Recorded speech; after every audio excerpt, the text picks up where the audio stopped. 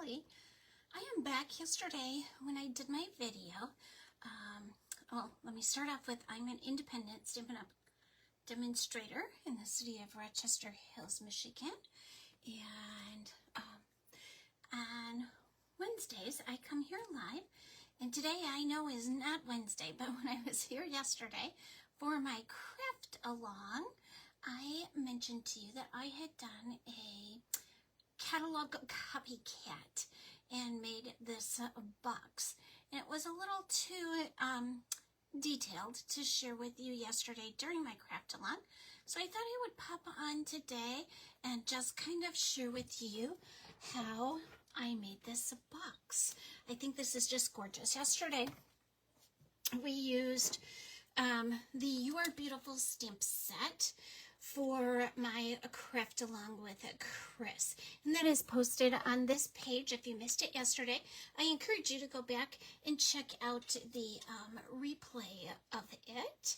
I made 3 really cool cards and showed some variations that you could do with different designer series papers.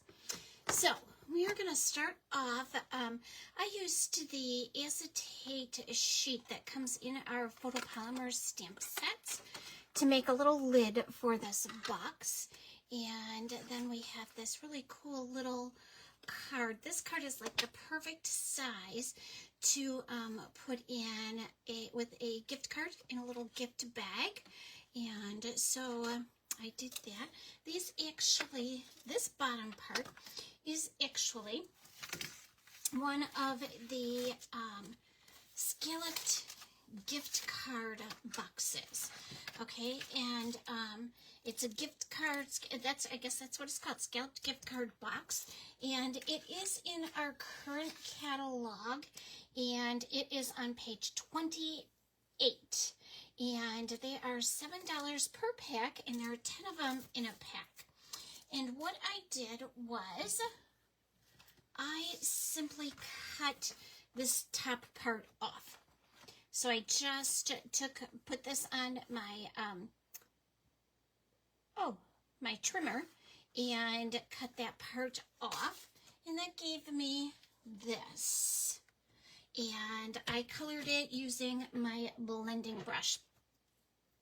It does take a few minutes, so I have already colored one side of it, and then I'll just show you how I did the other side. I'm going to use my Petunia Pop ink pad, and I'm going to use a big blending brush just because it's a big surface area, and the bigger brush won't take quite so long I'm going to start off my paper so I don't get that one really dark spot that you need to blend in, and this blends pretty nicely. And you're going to have to remember, you're going to fold this box, so it does not have to be a perfect kind of fit. One side of this box is food friendly, so it takes a little bit longer to dry on that side of the box, but you can see you just need to work it around a bit, and you can get it all colored. And this does, like I said, it gets nice and smooth on here. You just have to be patient and keep going over the same areas a couple of times. You can do the bottom of the box. You cannot do the bottom of the box. Whatever is most attractive to you. I'm going to go this way with it. Normally I would just keep doing little circles, but since this is such a big area, I'm going to go ahead and do some back and forth with it. And I actually am just keeping my index finger on the top part of my blending brush. You can see how flexible that blending brush is. Just like tapping it 2 or 3 times to get the ink on there. And then we're just blending that ink in. And your box is really easy to put together. If you are a demonstrator, we do have access to recipes for all of the images or creations that are in the catalog. So I just went in, that's how I knew they used this box and what colors they used, and I did kind of an exact catalog copycat for this card, but you could do it. Pebbled Path is a great neutral color, so you could really use any color with it that you wanted to. I just happened to follow the colors that they used to keep it kind of easy on myself, not reinvent the wheel. And that is actually the image that I fell in love with that just kind of screamed, Chris, you need this stamp set. We want to be a part of the Rubber Room Creations. So that's why I bought it. Sometimes when I go through my catalog, I can see things that I know I want to recreate. And that's what spurs me on to purchase those stamp sets. I'm sure you guys are the same way. You look at that catalog over and over and over, and every time I look at it, something different pops out at me. Whew. That one was really a good inking job, wasn't it? So I'm just going to smush those around. I guess I probably didn't wipe that off like I should have, but again, this is going to be the bottom of our box, or the outside edge. We're going to fold it all up. So once we start folding it, it's going to look a little bit different. You won't be able to see all of those little where it's not really smooth. So that's going to be one side of our box, and I had already done the other side. So I'm just going to put that aside for now, and we're going to go ahead and make our card. Now I wanted a card that's going to fit inside this box. In the recipe, they did give me a size for it, but I kind of wanted to make it a little bit bigger in that box. So my Pebbled Path piece is 5 1/4 by 3 7/8, and I've scored it at 2 5/8. And then I have a small little piece of Petunia Pop. That's will be the piece that I stamp my words on, and that's 2 5/8 by 5/8. And then my window sheet is 4 by 5 1/4, and I've scored that 9/16 of an inch all the way around. I think that's all the details we need, you guys. So let's just jump in here. I have my window sheet is already scored. My Petunia Pop is already cut. And I have a white piece for stamping on, and I also have a Pebbled Path piece that is already cut and scored, and I have some of these adhesive backed textured dots that I really kind of love. So those are the products that we're going to use, and I did take some of this white twine from the Baker's Twine Essentials pack to tie a bow around the outside of my box. Okay? So we're going to get started, and I am going to stamp my little, it looks like a little leaves and berries, or leaves and flowers, if you will. I'm going to use my markers to color this. You don't want to color with your blends onto your stamps, because that will ruin your stamp, and it won't really, it will smear on there. So you want to use your markers, your Stampin' Right markers, when you're markering a stamp. And I used Summer Splash for my leaves, and I'm going to use Petunia Pop and bring that in for my berries. And then I'm just going to give it a little huff, which is going to, my warm breath is going to heat up and sort of re-moisten the ink on that stamp. So I'm just going to stamp that there.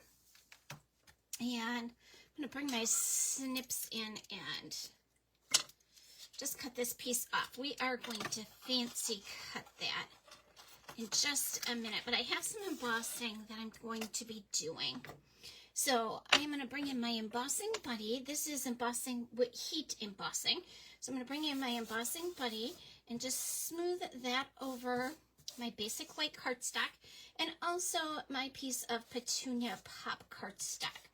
Now this embossing buddy is going to help to remove the static so that when I put embossing powder on it, it's not going to all kind of collect in that area. So I'm going to start off with my leaf here, or my, I don't actually know what you call that, but it's just kind of a little leafy branch is what I'm going to call it. I'm going to ink it up with my Versamark ink, which is a clear ink, and it is really sticky, almost kind of a gummy sort of texture.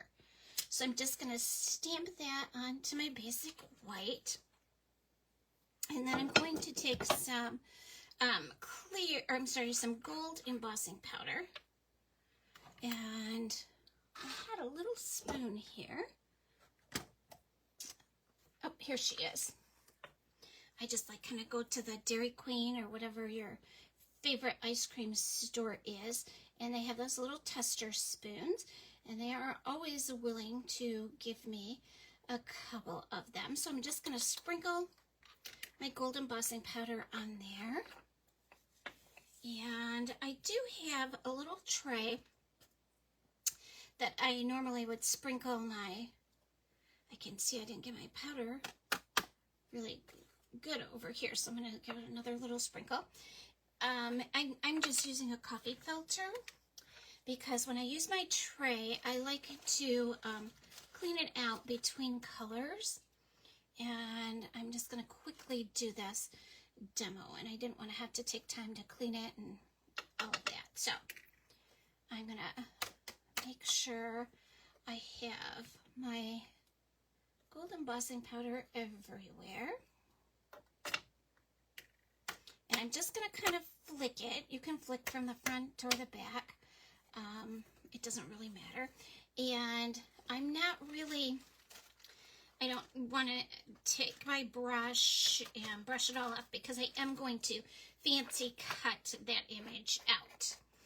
So it's not really going to matter. And then while I have my embossing stuff out here, I am going to take my white craft ink pad. This ink pad comes uninked, and you do get a bottle of ink with it. So you kind of have to ink it up yourself. Mine is very old and very well loved. So I am just going to stamp my words in this white craft ink.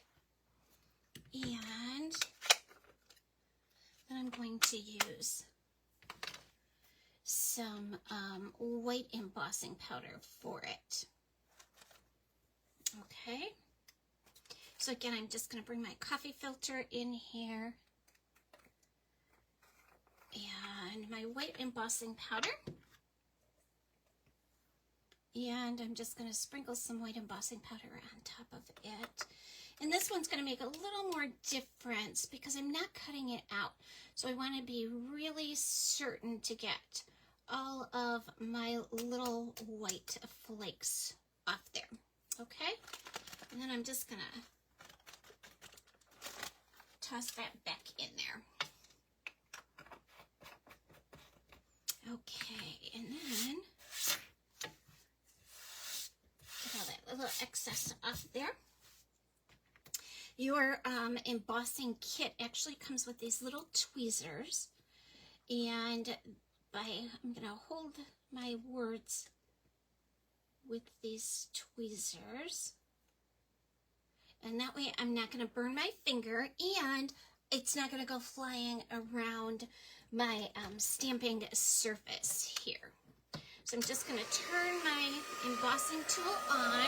I'll talk a little bit louder. I'm going to get kind of close here so you can see what happens. The heat from my embossing tool is actually going to melt that powder, and it will give it a shiny look and a raised look. So this allows us to stamp on some colored paper and still be able to get a good, nice, bright image on it.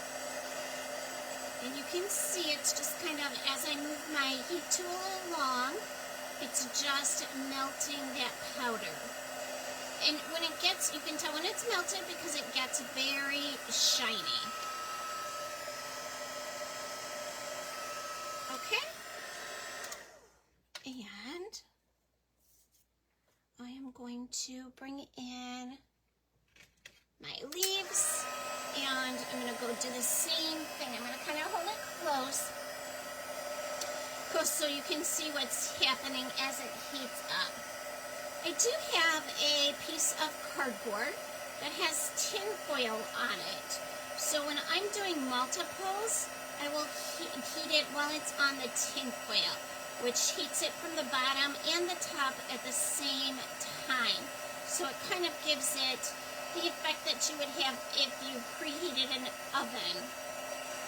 So you can see how it's, as I move my heat tool along, it's just heating up that powder, and I'm getting that really pretty, shiny, gold image.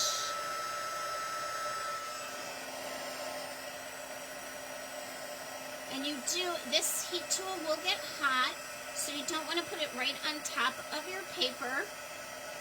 You'll get some burnt edges around it and a really terrible smell at the same time.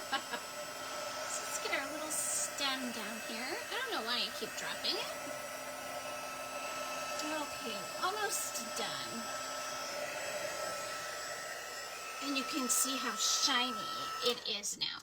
And it's also a raised image too, which is really nice.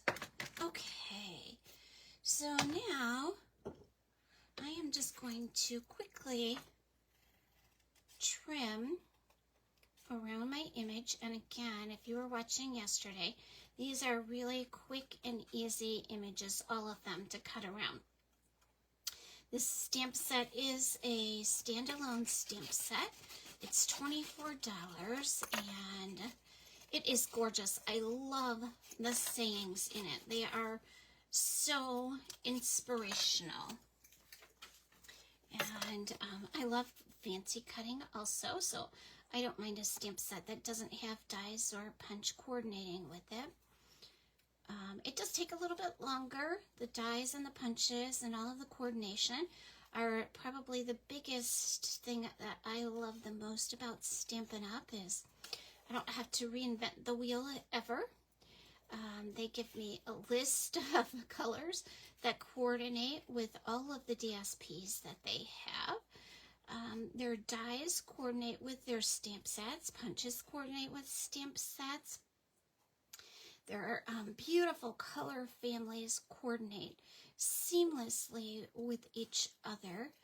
So it kind of makes that designing process super easy. And I'm never second guessing myself. Do these colors match? They give me all the blends match, the markers match, ink pads match, those color family matches with all the cardstock and coordinating products, their accessories match, ribbons, all of it. They don't just throw colors in there so you get one shade of red this week and one shade of red next week. It's all beautiful and coordinating, so it makes my job really easy. And the fussy cutting is just kind of one of those things that helps to relax me, so I'm always thankful for an opportunity to fussy cut and or color. I love to color, and they have lots of coloring tools, whether you like the watercolor pencils or the blends with your ink pads or your watercolor brush on that gorgeous watercolor paper we have. All of it coordinates. And so many different, you can color with your blends, you can color with your markers. All of it is just whatever medium you like to use. They've got a tool that's perfect for it. I hope you guys have big plans for next week, 4th of July. I had an appointment on Wednesday night, and I texted my husband when I got there, and I said, there are people in the parking lots all along Main Street. What is happening? He messaged me back, and he said it's fireworks. Okay, so that's like a week before 4th of July. So I was a little taken aback that we're already starting fireworks, but that's how it goes sometimes. We live by a small music festival area, and so whenever they have a Friday night concert, they do fireworks after it. So we can be on the deck and hear the concert and get the fireworks show too. So that's always kind of nice. A nice little treat for us while we sit on our own deck in our own comfy chairs, but nobody's standing up in front of us, and we can share a bottle of wine and some nice music, and so it's one of the really nice perks that we have. Now I'm just going to fancy cut around my leaf and my berries or my flowers. I'm not sure if they're berries or flowers, but, and you could easily stamp this image twice and maybe pop your leaves up on some dimensionals or your berries up on some dimensionals, but I'm going to keep mine a nice flat image, and I'm going to pop my words up on this one. So this is one of those where if you look at the page in the catalog that has this stamp set on it, they have done the this exact card in different colors. So you could do, 4 or 5 different colors, and maybe do one of each of the new in colors and put them into the box, and it would make a really great gift idea. Okay, so we have all of our pieces. I just put all of my stuff on top of my supplies.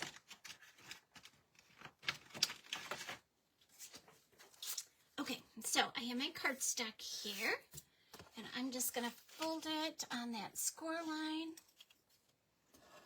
And on my card, I used Pebble Path to stamp that same stamp set, or same stamped image on the back of my card base, or on the front of my card base. So today I'm going to use Versamark. So you can see, this gives you like a tone-on-tone image, your Versamark. So you don't always have to emboss with it. So I'm going to put that right in the middle, and you'll be able to see the difference in the tone-on-tone and with the same color ink. So you can see this is kind of a really light image compared to what I got when I used the Pebbled Path ink. Let me back it up a little bit here for you so you can see. So this one is much lighter, and I think it's kind of less distracting. I tend to like that one a little bit more than the other one. Okay, so I'm going to bring in some of my Stampin' Seal, if I can find it. All right. And I'm just going to put that on my leaf here.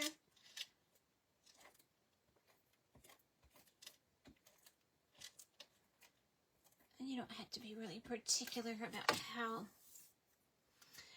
you cut this out, but what I'm going to do is I'm going to take my scissors. Actually, I'm going to take my Take Your Pick tool, and I'm just going to, I want that piece out. So I'm just going to put that down. You should do this before you put your adhesive on it, but sometimes I forget. So I'm just going to put it down in here and poke a hole in it. And you can use the tip of your scissors to do this too if you want, but you just want to get a hole in there. And then I'm going to bring my paper snips in and put them through that hole and just cut that piece out. It's really I got adhesive all over that baby. It's not going to fall off the front of my card for sure. So I'm just going to kind of snip out that piece in there. And once you get some of it out, you can bring your snips up from the bottom and you can get a little bit of a smoother image there.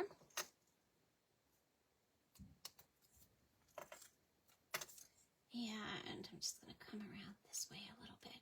And you can leave that white piece in there if it doesn't bother you. That is perfectly fine. And in fact, I can't even remember what they did in the sample now, but I like it with that piece out. So I'm just going to, here we go. And I'm going to put that going like right up the middle of my card. So I'm going to put it kind of down at the bottom. And like that. And then I'm going to put my little berries and leaves, or flowers and leaves, the one that I markered, right on top of it. Kind of about there.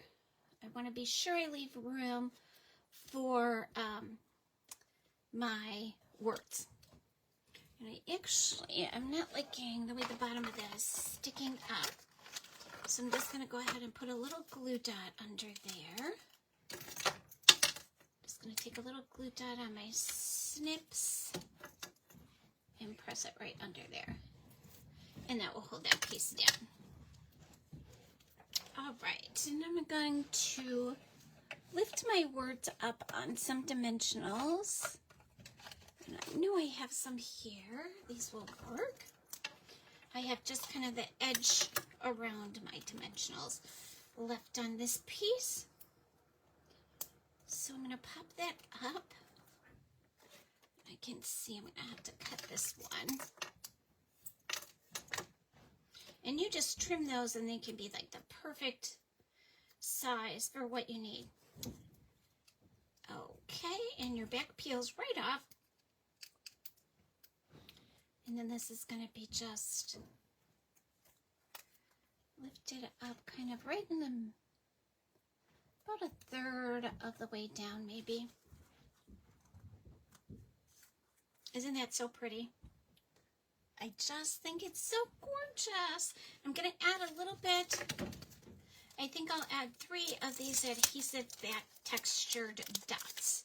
And these are kind of that antiqued gold, and you have 2 different sizes, the big and the little. So I'm going to actually use the little ones on this one because it is a little card. I'm going to put 2 up here and 1 down here. Gorgeous, right? Okay, so let's bring our box back in. And these boxes are really easy to put together because they have the score lines all over them. So I'm going to put the shinier side is going to be the inside of my box. And that is because that's the side of my box that is food grade. So that's where I wanted to put food if I was going to put food in here. So we're just going to fold down all of those score lines. These 2 short ends are going to go inside. And you can see that little tab just fits right down inside that slat. Okay. So we have these slats over here. And our tab is, those tabs are just going to fit right inside there. And we're going to do this end. There we go. So that is our box. And our little card is going to fit right inside there. It's a nice, tight kind of fit, if you will. And then I have this piece of acetate. Our photopolymer stamps actually come with a piece of, this one's a rubber one, a piece of really thin plastic on top, and then this one on the bottom.